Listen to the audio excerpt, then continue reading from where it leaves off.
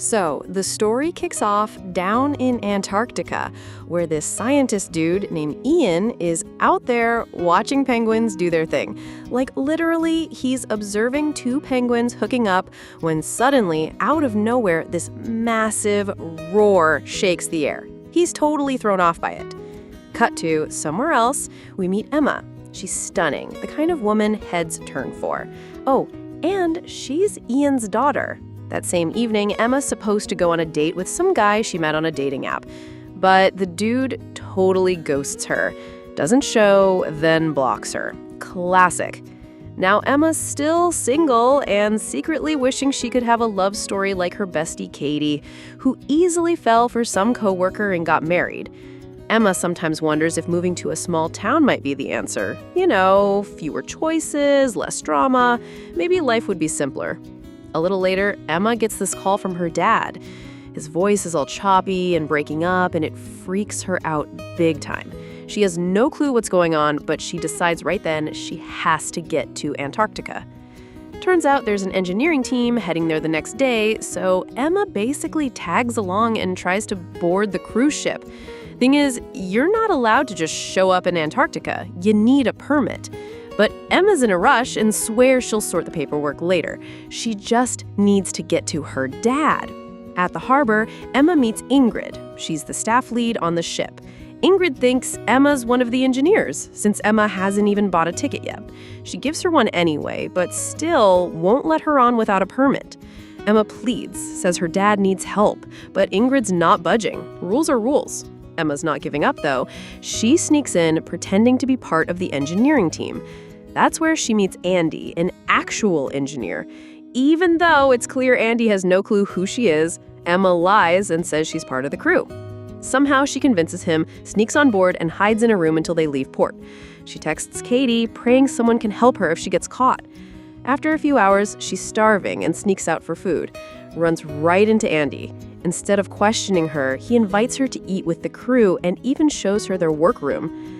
On the way, Andy asks her name. She tells him she's Ian's daughter. He's like, cool, and introduces her to the team. Then he hands her a magnetometer to assemble. She's totally clueless. Feeling overwhelmed, she bails. Andy gets suspicious, and that's when Emma comes clean. She tells him she's a stowaway and that her dad's in trouble.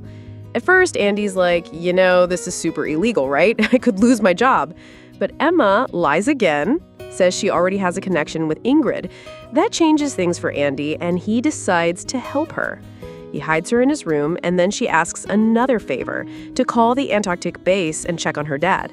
Andy's got access, so they go to the control room and call Peck, the base director. Emma explains what happened. Peck hasn't heard anything about Ian, but says he'll send a team to check it out.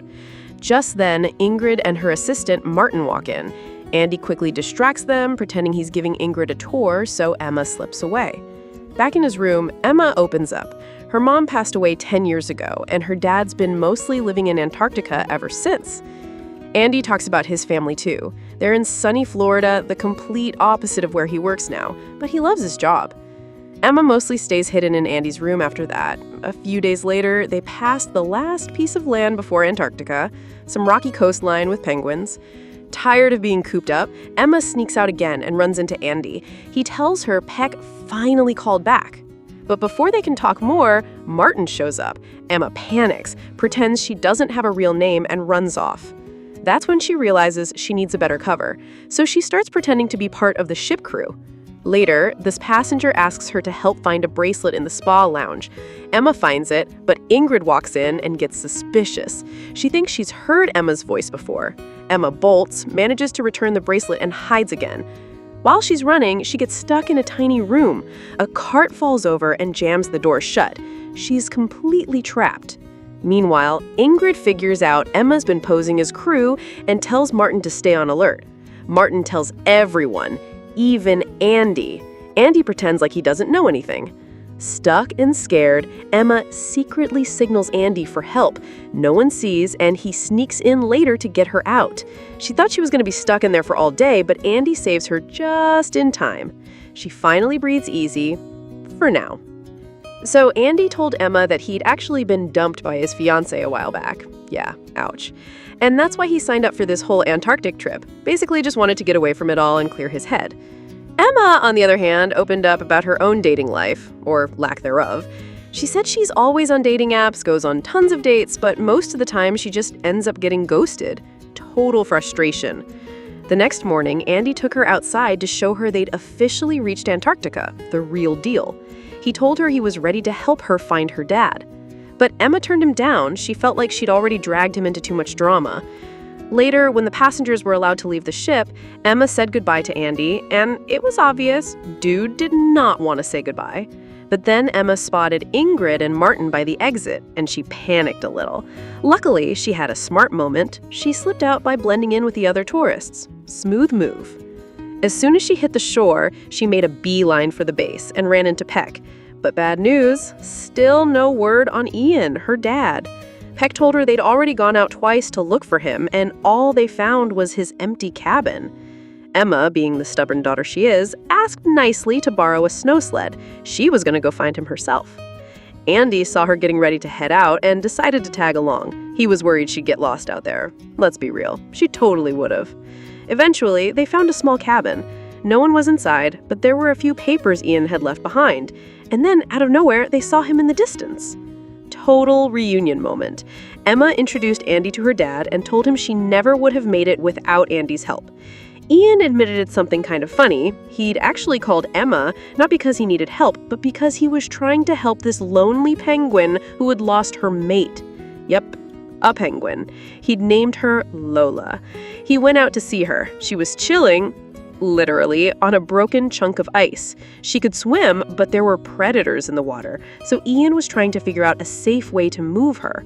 A few days before, he'd tried tying a rope to the ice and pulling it, but it started shaking too much, and he got scared she'd fall in. When Andy mentioned he was an engineer, Ian was like, okay, let's go back to base and think this through. Back at the base, Peck invited them in for lunch and story time about Ian's research. But while Andy and Peck stepped out, Ian leaned in and asked Emma, "So, what's the deal with you and Andy?" Emma shrugged it off like, we just met. Honestly, I think he's more into Ingrid anyway.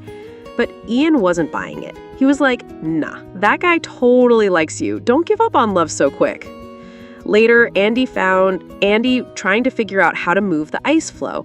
He explained that most ice is bigger under the water, so you have to pull it from the middle. That gave him an idea. Build a mini sub. While they were walking, Emma brought up Ingrid. She admitted she thought Andy and Ingrid had a thing, but Andy was like, no way, I'm not into Ingrid. Honestly, she and Martin seem more like a thing. They're always together on that ship. So Andy built this tiny submarine based on Emma's idea. When they tested it, though, it didn't have enough power to cut through the thick ice. Total flop. Back at the base, Ian and Peck were like, all right, let's take a break. Let's go to the swim zone and clear our heads. Meanwhile, Ingrid had gone snooping and found out Andy was helping Emma. Not great. At the same time, Emma and Andy were actually swimming in the freezing ocean, just hanging out, bonding, while Ingrid and Martin spied on them from a distance. After their chilly swim, Andy suddenly had a breakthrough. What if we swapped out the drill for one that could actually cut through and hold the ice? He was pumped. But then, plot twist, Peck ran in and said Ian had just sent a distress signal through his GPS. Something had gone wrong. Emma and Andy rushed out to find him, but a storm rolled in. They had to set up a tent and wait it out. Once the storm cleared, they kept going and finally found Ian. He'd fallen while trying to pull the rope again. They got him back to base. His leg was messed up, but he told them not to worry about him. He just wanted them to finish the job and help Lola. Right when they were about to leave again, boom, Ingrid showed up, yelling at Emma for sneaking into Antarctica without a permit. Emma stepped up and took the blame. She begged Ingrid not to punish Andy, saying it was all her idea and she just wanted to help her dad and one lost penguin.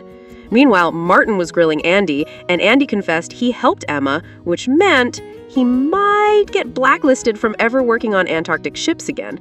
Emma tried to stand up for him, and surprisingly, Ingrid let it go. She saw that their hearts were in the right place. Emma asked Andy to come help her save Lola. Ingrid even told Martin to chill out. When they got back to Lola, Andy launched the upgraded submarine and used the new drill, and it worked! They moved the ice chunk all the way to shore, and Lola finally reunited with her mate. Mission complete. Back at base, Ian was super grateful. Emma decided it was finally time to head home now that her dad was safe. She went to ask Ingrid if she could reboard the ship, and before she left, she said goodbye to Andy. This time, Andy finally said what was on his heart. He told her he'd miss her. And Emma? She told him she'd fallen in love with him. And 4 months later, she came back to Antarctica just to be with him again.